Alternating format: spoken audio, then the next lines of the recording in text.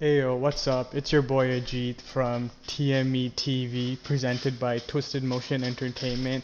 And today we're going to be doing the top shooting guards. So this is an article by Andy and Dan from Bleacher Report. And if you check my previous video, I'll put a link up somewhere up here for you guys. But basically, that was for the 15 point guards, the top 15 point guards, and this is going to be the shooting guards list. And I will be doing small forwards and the other positions as well as time goes on. So let's just get right into this. And as you can see, getting I'm picking something up. Last time it was Luka and Lillard, and they were number 1 and 2. So here we have PG and Harden. So I'm guessing they're 1 and 2 here. And if I were to say who is 1 and 2, I would say PG's number 2 and Harden is number 1, ranked as number 1. I would also want to say Jimmy Butler. I would put top 5. Clay, but I don't think Clay would be on this list because he is injured. But we'll see. So let's go. So at number 15 we have Danny Green. Now Danny Green, yes, any team will love to have Danny Green. The Raptors actually we needed him, and he did what he was meant to do, except for that last second where when he lost the ball. I won't get into it now, but usually he's a knockdown, 3 and D player. You always want him on your team on the court at crunch time. Unless you're a Raptors fan, but those last couple seconds, again, I'm not gonna get into it. Let's move on. Tim Hardaway Jr. Okay, I don't really know too much about him. I knew he played for the Knicks a couple of years ago or something like that. He was pretty, I'm not gonna lie, I don't know too much about him. He's a decent shooter, but we'll see. Let's see who's next. Evan Fournier, okay. He also is a solid player that you love to have on your team. He isn't really a winning player, I would say. Playing on the Magic, he's not really adding wins. But once again, he's another player that you really want on the team. He can shoot the three, and he can hit his free throws as well. So he is a decent player. And we'll see who's next. Then we have Buddy Hield. Now, Buddy Hield, I'm really high on. He is, I think, going to be one of the really good, three-point shooters as the years go by. I think he set some sort of record for the most threes made at his age or something like that. I know he set some sort of three-point record, but he is on the Kings, and he did sign a contract as well. They paid him a lot of money, and I think that he is having some issues with that team. I think they want him to come off the bench or something like that, but he's getting paid like a starter, so I do think he'll be traded either next season or in the coming seasons. But eventually, hopefully, he does find the right team that can use him well. Next, we have Marcus Smart. Now, Marcus Smart, I would say, everyone who was ranked, I guess, below him, I would say offensively, I would take all of them over Marcus Smart, but his defense is what I guess puts him there at number 11. He's not top 10 yet, and I think he could be if he were to step his offense up, but his defense definitely does bring him up some, so he is number 11 here. And so getting into the top 10 shooting guards, we have Zach LaVine. Zach LaVine, when he did play for the Timberwolves, I thought they had a nice team, but they did trade him to get Jimmy Butler, and we all know how that turned out. But Zach LaVine, he does score a lot. Yeah, he's a flashy dunker, but again, his scoring doesn't translate into wins. So I really want to see in this offseason if he's, stepped up his game, and we'll see what more he can do. I think he does have to work on his playmaking skills, but shooting, it's right there for him. He just lets it fly, and all he needs is a new coach, man. Their coach is just trash. At number 9 we have CJ McCollum, undersized but gets the job done.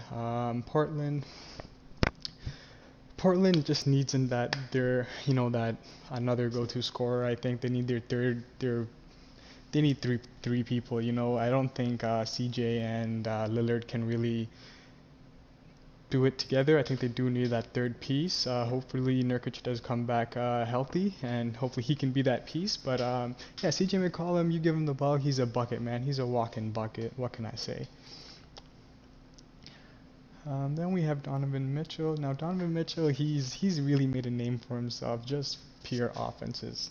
He's amazing, man. His dunks, man. He's like vintage Wade. That's what Donovan Mitchell is. Anyone will love to have him on his team. He's a franchise player, I would say.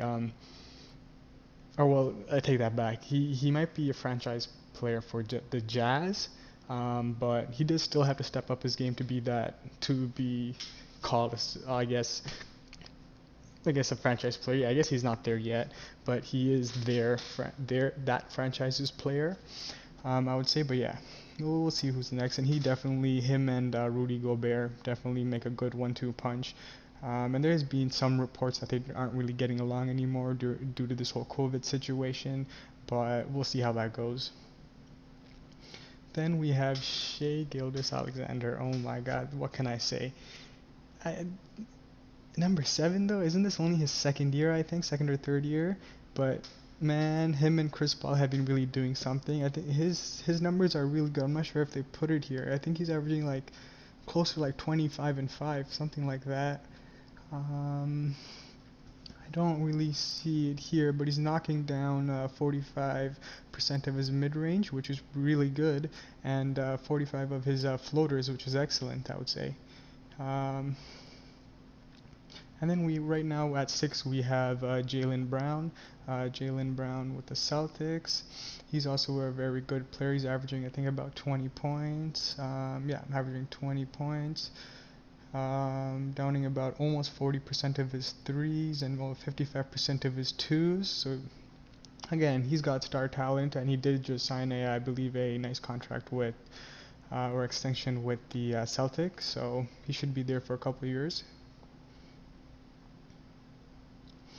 Next we have Devin Booker. Devin Booker, now it's one of those classics, man, where like is Devin Booker really a franchise player? Is he the franchise player? Is he a good player? Is he a great player? Or is he just like a good player on a bad team? Because someone's got to score the ball, but I don't think that's the case with him. And I definitely think he does have to somehow find his way to Minnesota, man. Just team up with Karl Anthony Towns and D'Angelo Russell, man. You guys do your thing. Class of 2015, you guys just get together and make a big 3 over there. Definitely just get out of Phoenix Suns, man. Just get out of there. You're an excellent player. I think he has the potential to actually, I would say, beat Stephen Curry's most threes, like career threes. I think he definitely has a chance to get up there in the threes made.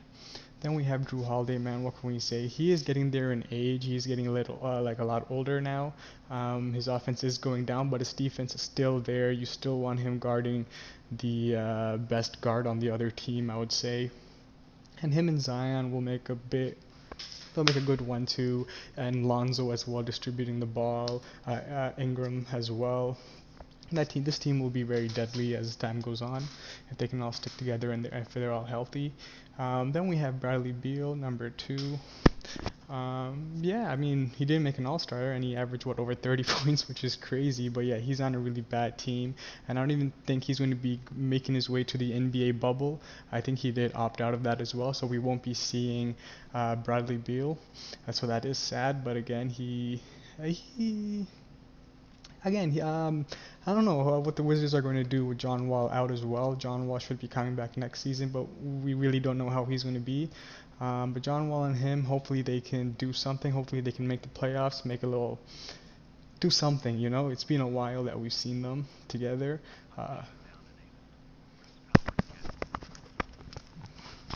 And what else do we have here? Here we have Paul George. Paul George is number 2, which is what I suspected. And Paul George, yeah, man, he's the second best shooting guard in the game right now. He would be 3rd if Clay was back. I would definitely say Clay was number 2.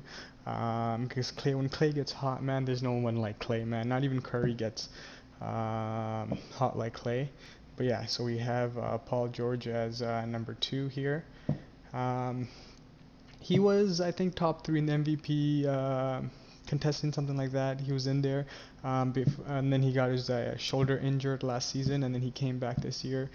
He took him a while to get to, to the level we expect him to be at. I don't even think he's still there yet, but I think he will be when this whole NBA bubble happens, and hopefully he's 100% so him and Kawhi can do some damage in the playoffs. But yeah, and then at number one we have James Harden, man, one of the best offensive players in the game ever, I would say. Him and his little step back, unguardable. The double step back, the travel step back, all that step back, the free throw step back. Yeah, he's got it in the bag, man.